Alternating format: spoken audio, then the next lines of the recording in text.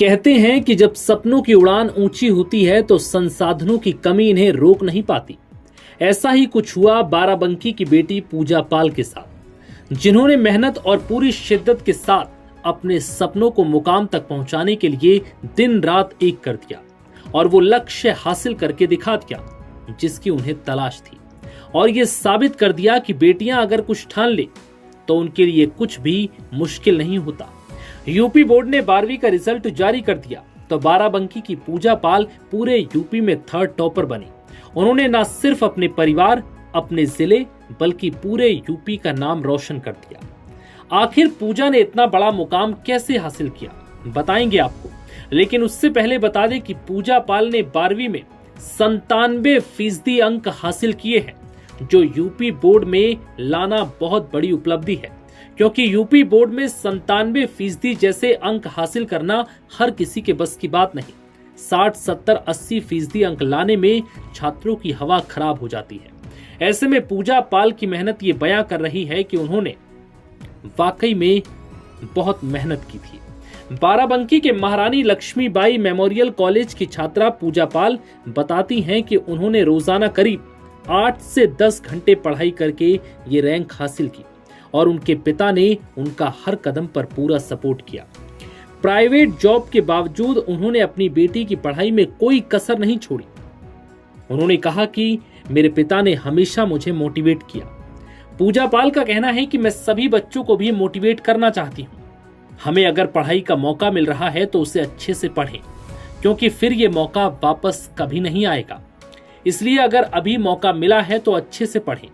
पूजा पाल का कहना है कि वो बीटेक कर कंप्यूटर साइंस इंजीनियर बनना चाहती हैं।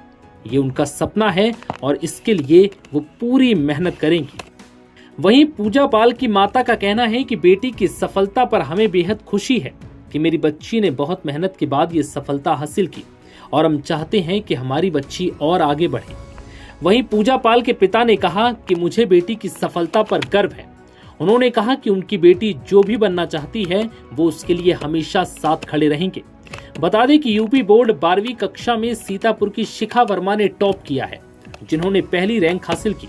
उन्होंने 97.60% अंकों के साथ टॉपर लिस्ट में पहले स्थान पर जगह बनाई। उसके बाद दूसरे नंबर पर नंदिनी वर्मा और श्रेया वर्मा रही, जिन्हें 97.20% अंक मिले। वहीं तीसरे स्थान पर सुरभि यादव और पूजा पाल संयुक्त टॉपर रही, मतलब कि दोनों को एक जैसे अंक मिले, यानी कि दोनों ने ही 97% अंक हासिल किए। बता दें कि यूपी बोर्ड 12वीं कक्षा में 24 लाख से ज्यादा छात्रों ने एग्जाम दिया था। यूपी बोर्ड के छात्र अब रिजल्ट जारी होने के बाद अपना रिजल्ट upmsp.edu.in पर और upresults.nic.in पर जाकर अपनी मार्कशीट चेक कर सकते हैं। बोर्ड के अधिकारियों ने टॉपर्स की लिस्ट भी जारी कर दी है।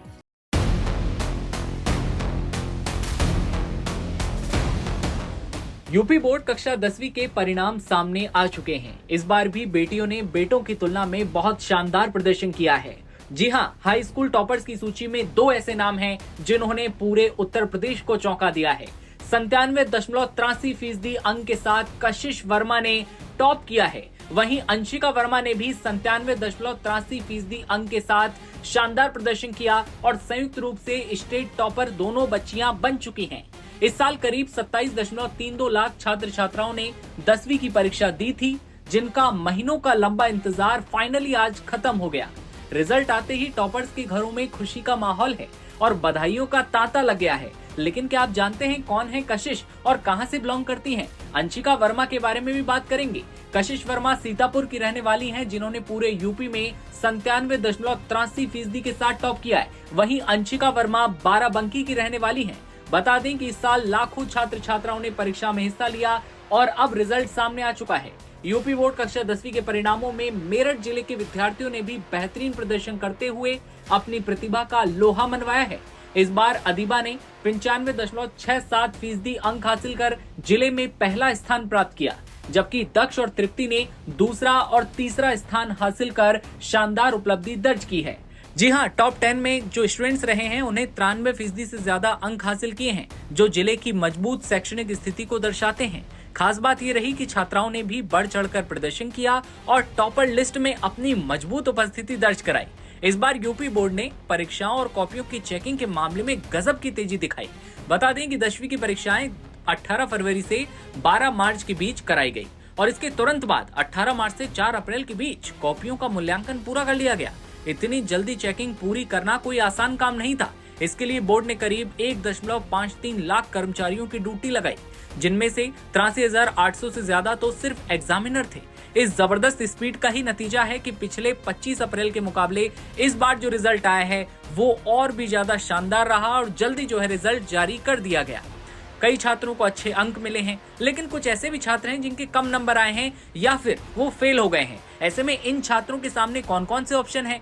तो बता दें कि ऐसे हालात में घबराने की जरूरत बिल्कुल नहीं है। छात्रों के पास कई सारे ऑप्शन हैं, प्रदर्शन को और सुधार सकते हैं और पासिंग मार्क्स आप ला सकते हैं। अगर छात्रों को लगता है कि उनके नंबर अपेक्षा से कम आए या मूल्यांकन में कोई गलती हो सकती है, तो वो अपनी उत्तर पुस्तिकाओं की रीचेकिंग या री एवेल्युएशन के लिए आवेदन कर सकते हैं।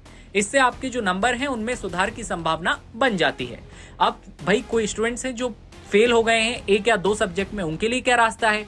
अगर कोई छात्र 1 या 2 विषयों में फेल हो जाता है तो वो कंपार्टमेंट परीक्षा दे सकता है। इससे उन्हीं विषयों की दोबारा परीक्षा देकर पास होने का आपको मौका मिल जाता है और आपका पूरा साल बच जाता है। परिणाम प्रकाशित होने के तुरंत बाद आवेदन भी शुरू हो जाते हैं और परीक्षाएं जुलाई में कंपार्टमेंटल एग्जाम की होती हैं। ऐसे में आपके जिले का रिजल्ट कैसा रहा? आप कहां के रहने वाले हैं उत्तर प्रदेश में? ये कमेंट सेक्शन में बताइएगा और देखते रहिए नवभारत टाइम्स।